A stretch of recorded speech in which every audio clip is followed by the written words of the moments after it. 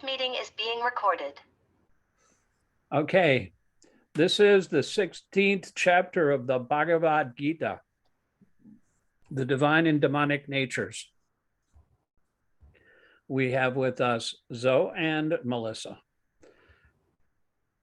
Texts 1 through 3. Sri Bhagavan Vacha, Abhayam Sattva Samsadir Gyanagoga Vivyasati, Dhanam Dhammas Yajnas Cha Swadhyayas Tapa Arjavam. Ahimsa Satyamakrodas Tyaga Shantira Paisanam Daya Bhutesha Alo Luptvam Mardavam Hrir Apach Achapalam Teja Kshama Diti Shocham Adru Ho Natimanita Bhavanti Sampadam Daivim Abhijantasya Bharata. Translation: Sri Bhagavan Vacha, the Supreme Personality of Godhead, said, Abhayam, fearlessness.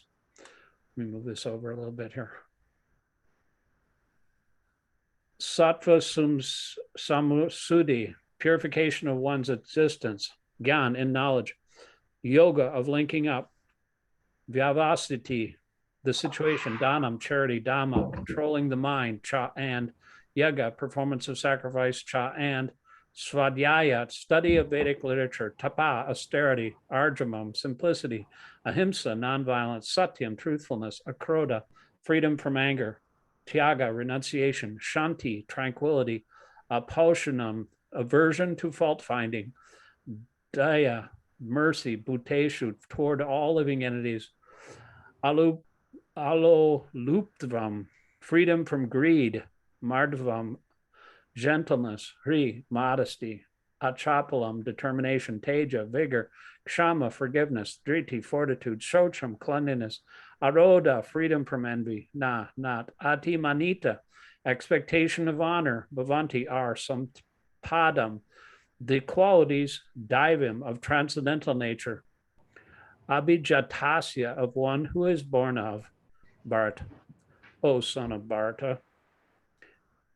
Translation: the Supreme Personality of Godhead said, fearlessness, purification of one's existence, cultivation of spiritual knowledge, charity, self-control, performance of sacrifice, study of the Vedas, austerity, simplicity, nonviolence, truthfulness, freedom from anger, renunciation, tranquility, aversion to fault-finding, compassion for all living entities, freedom from covetousness, gentleness, modesty, steady determination, vigor, forgiveness, fortitude, cleanliness, and freedom from envy and from the passion for honor. These transcendental qualities, O son of Bharat, belong to godly men endowed with divine nature. Go ahead, Melissa or Zoe, whichever one you want to. In the beginning of the 15th chapter, the banyan tree of this material world was explained. The extra roots coming out of where it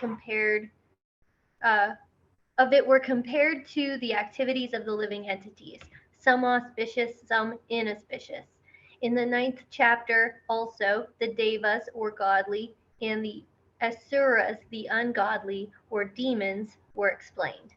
Now, according to Vedic rites, activities in the mode of goodness are considered auspicious for progress on the path of liberation, and such activities are known as Daivi Prakriti, transcendental by nature. Those who are situated in the transcendental nature make progress on the path of liberation. For those who are acting in the modes of passion and ignorance, on the other hand, there is no possibility of liberation. Either way, they will have to remain in this material world as human beings, or they will descend among the species of animals or even lower life forms. In the 16th chapter, the Lord explains both the transcendental nature and its attendant qualities, and the demoniac nature and its qualities.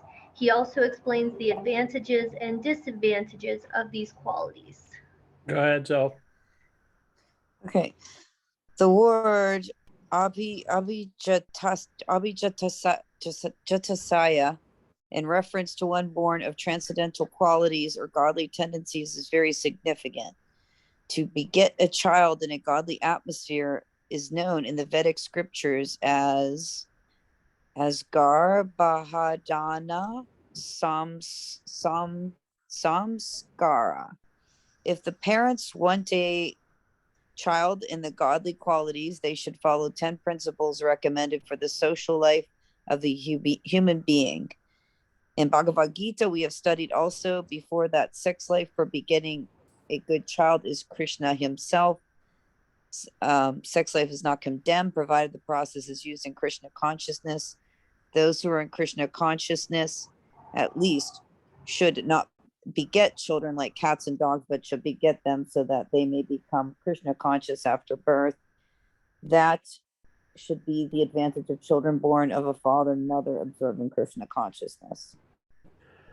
The social institution known as Varnashram Dharma, the institution dividing society into 4 divisions of social life and 4 occupational divisions, or castes, was not meant to divide society according to birth. Such divisions are in terms of educational qualifications.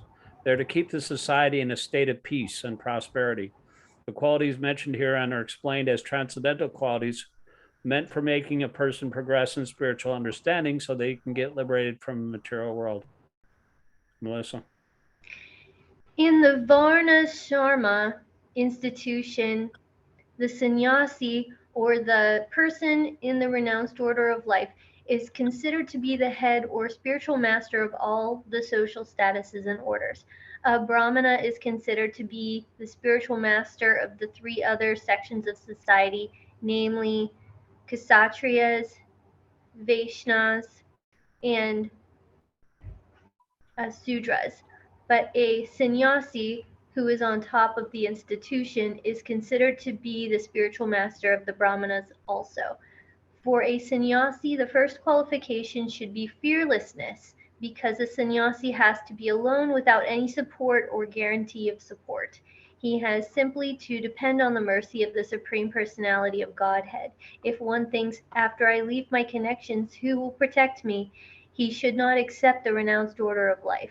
One must be fully convinced that Krishna, or the Supreme Personality of Godhead, in his localized aspect as Paramatma, is always within, that he is seeing everything, and he always knows what one intends to do.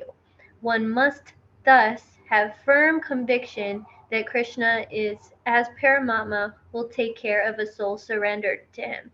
I shall never be alone, one should think. Even if I live in the darkest regions of the forest, I shall be accompanied by Krishna, and he will give me all protection.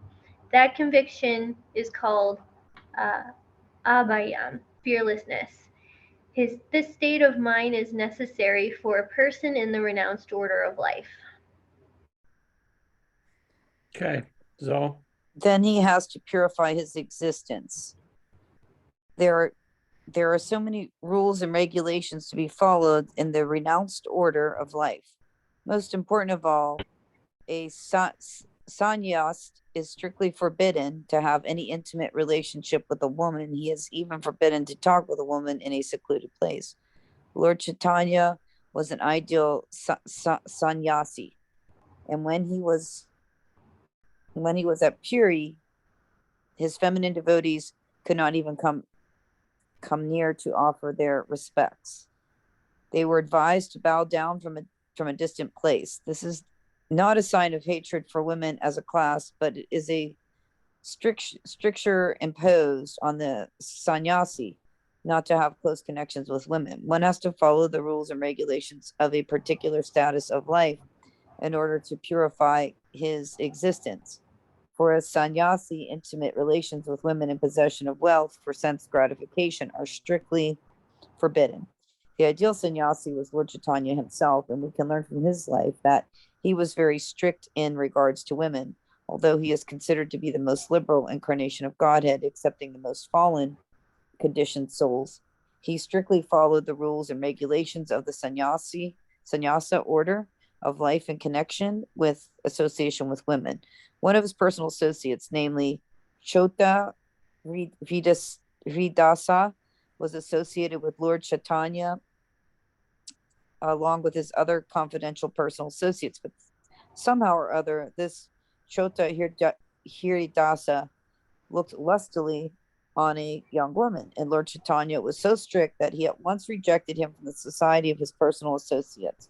Lord Chaitanya said, for a sannyasi or anyone who is aspiring to get out of the clutches of material nature and trying to elevate himself in spiritual nature and go back home, back to Godhead, for him, looking toward material possessions and women for sense gratification, not even enjoying them, but just looking toward them with such a propensity is so condemned that he had better commit suicide before experiencing such illicit desires. So these are the processes for purification. Chowdhury Das actually did commit suicide. Wow. And he sang to Lord Chaitanya after he passed away. And they asked him about it, and Lord Chaitanya said, "This is proper." He was so strict. He's like as strict as a thunderbolt and as soft as a rose at the same time. The next item is Jnana Yogeva Vyavastiti, being engaged in the cultivation of knowledge. Sannyasi life is meant for distributing knowledge to the householders and others who have forgotten their real life of spiritual advancement. A sannyasi is supposed to beg from door to door for his livelihood, but this does not mean that he's a beggar.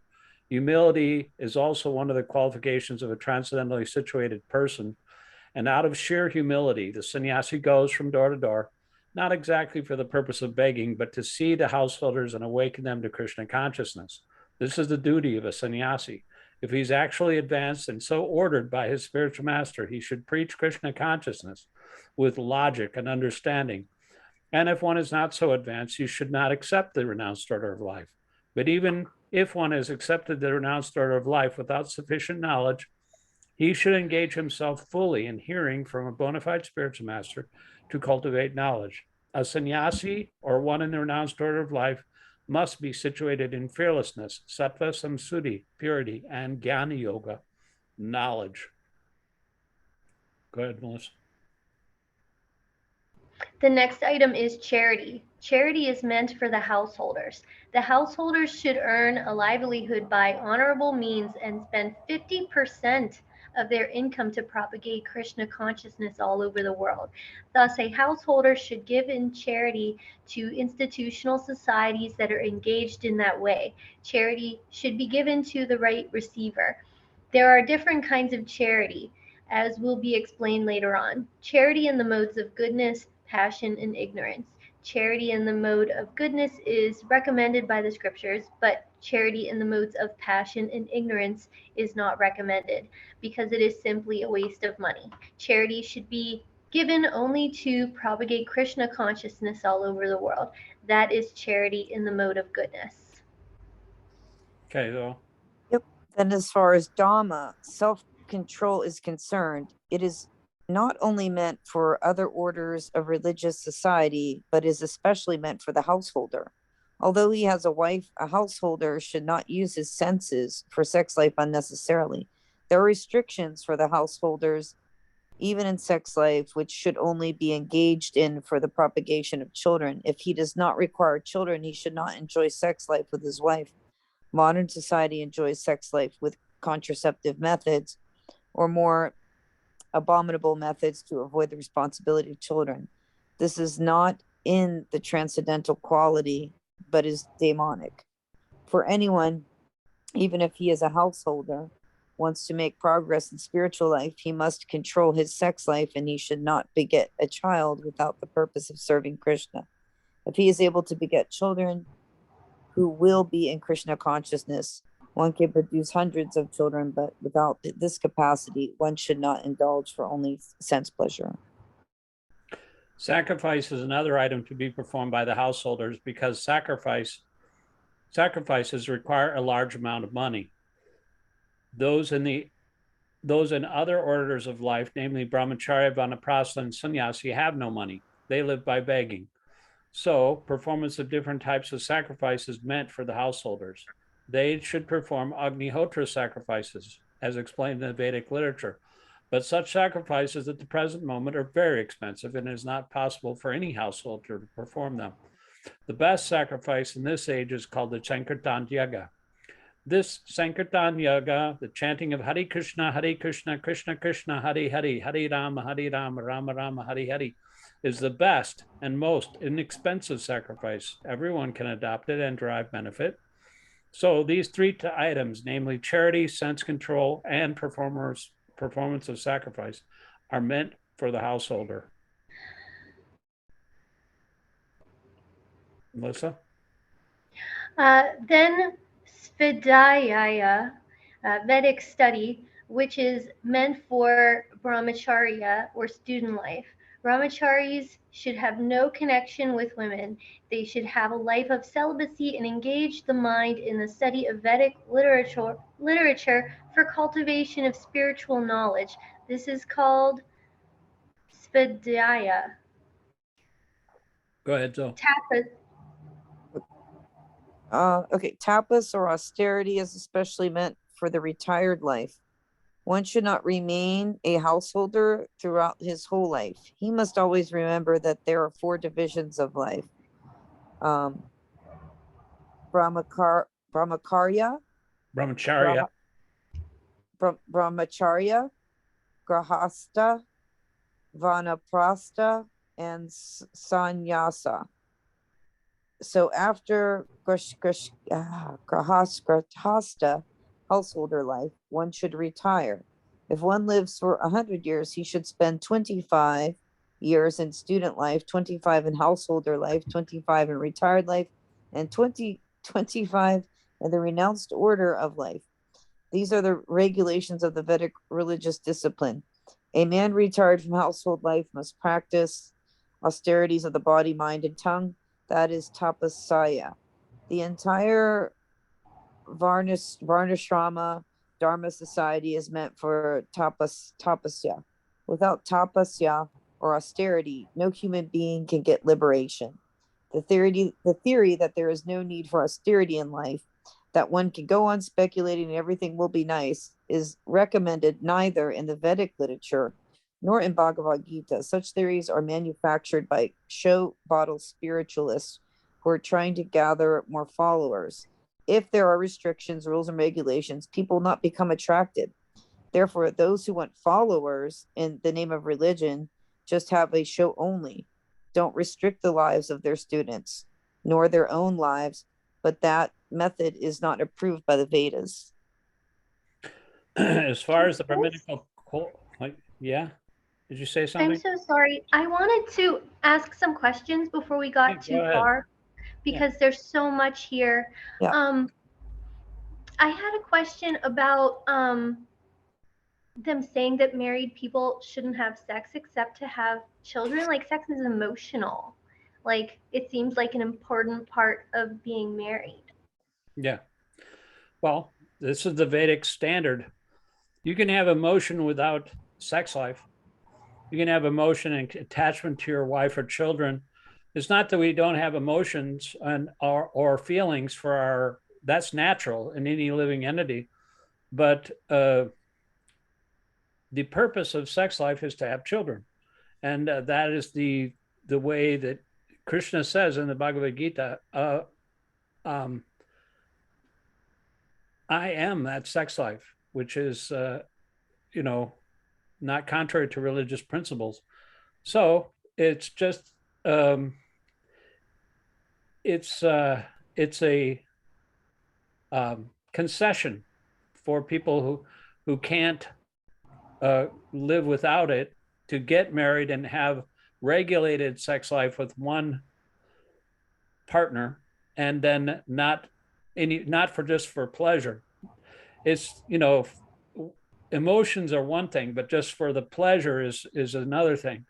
So it shouldn't be just for pleasure. It should be for producing Krishna conscious children. Everything should be in this life. Everything that we do should be for Krishna. So all that you do, all that you eat, all that you offer, give away, as well as all austerities you should perform as an offering unto me, Krishna says. So we have to do everything that's favorable for that process, and do everything that's and don't do anything that's unfavorable for that process. Now, as far as sex life is concerned, it's the most entangling of all of it's the highest pleasure in the material world.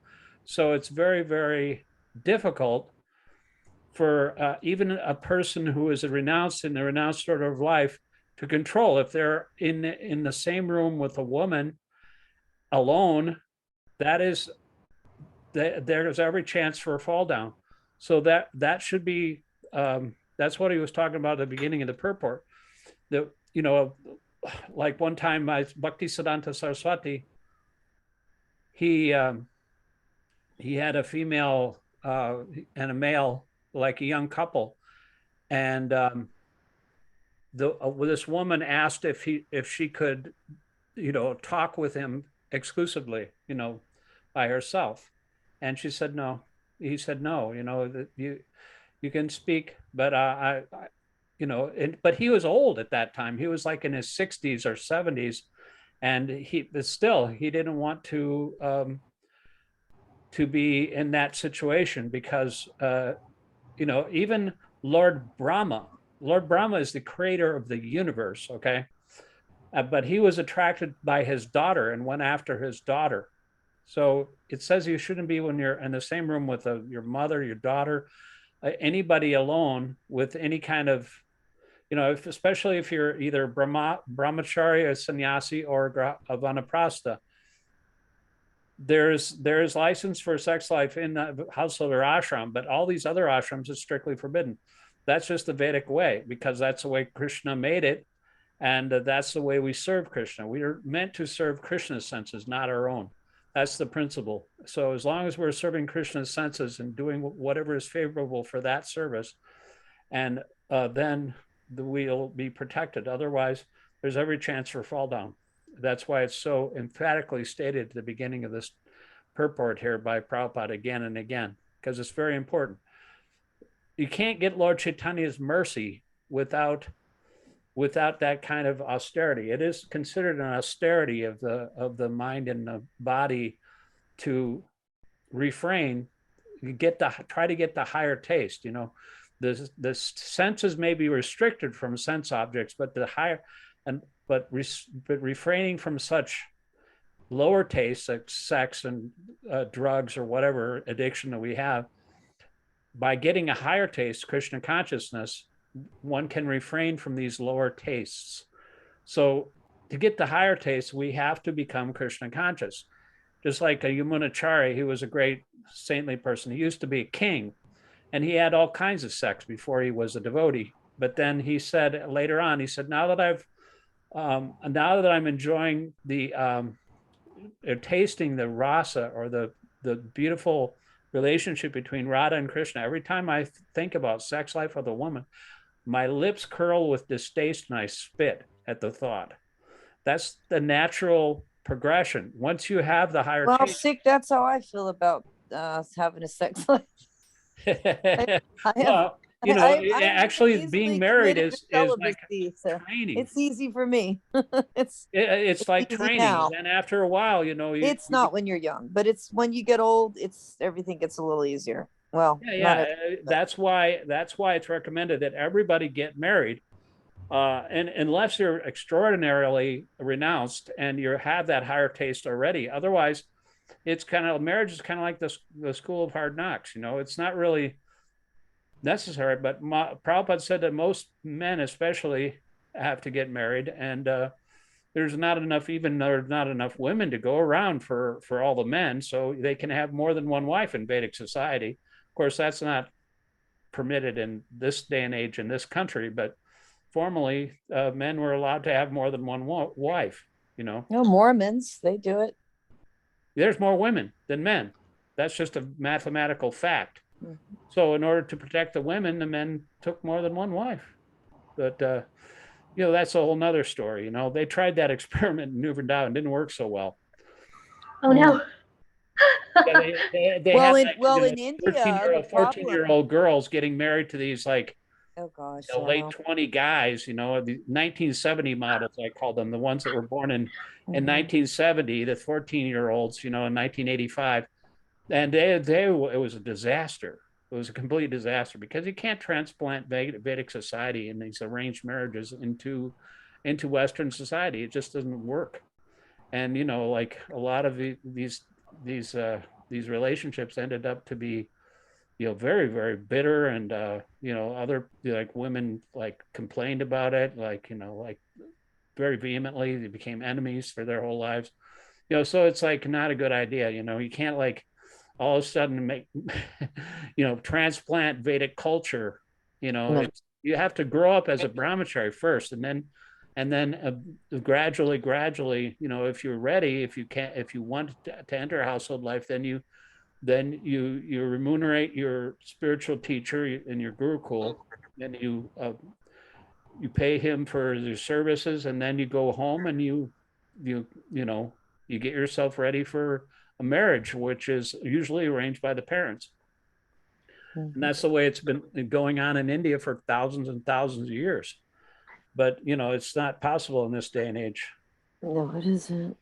And like a marriage in these days, I was just reading the 12th canto of Srimad Bhagavatam. He said marriage will be based on sex alone, with the expertise of sex life, and people will be judged on the basis of wealth. I mean, the pilgrimage sites will be just like ordinary houses. Trees and plants will be very small. People will gradually decrease in size and memory, and people will be lazy, misguided, unlucky, and above all, always disturbed. And at the end of Kali Yuga, another 427,000 years, 300, whatever it is, hundreds of thousands of years, till the end of Kali Yuga, things will be, you think it's bad now. Just wait until the end of Kali Yuga. People will be 4 feet tall, and they'll eat their own children. So that's what we get look forward to in this age. And then Kalki will come and kill everybody, except for a few saintly people that are actually living right now in India, and they'll start a whole nother Satya Yuga, a whole golden age again. Kalki will be riding on his horse and just slaughter all these kings that are actually thieves, posing as kings, and he'll just start afresh, So that kind of touches on another question that I had, because I do feel like it's so bad. I feel like it's so bad out there. And it is bad. It's very bad. It's getting worse by the minute too. It's like on steroids.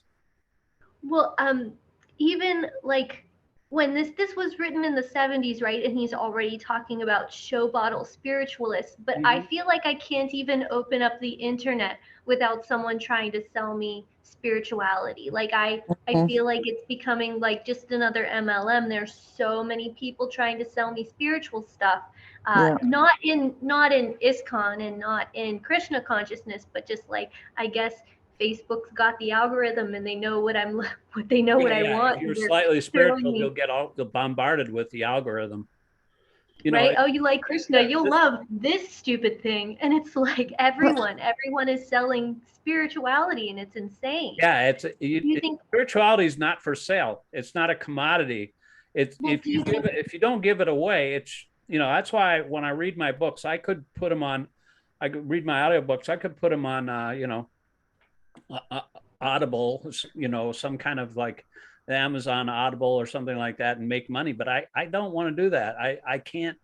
It's not a commodity that it should be given away. And so therefore we always have to remember, if somebody wants some money from you for something, it's not a business transaction. It's actually a matter of surrender, and it should be done selflessly. We only have about 1 minute and 30 seconds left here. So does anybody else have any more questions? Well, I wanted to ask, do you think that social media has made it a lot worse? Because I feel like social media has made it a lot worse. Well, I think it has. I mean, it's like what's her name, Betty White. She said that Facebook's just a huge pile of garbage. But they used Facebook to actually get her onto Saturday Night Live. Wow. Oh, that's right. That episode. Yeah. Anyway, thank you very much for both. Sorry about the delay. I'm going to close all my other applications next time we start, but I'll see you guys next time, the next Wednesday. And I appreciate it. I hope you get your appointment all fixed up there, Melissa.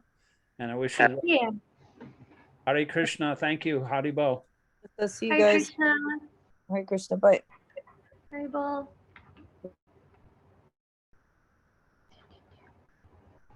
I don't know what to click on. Oh, I see it.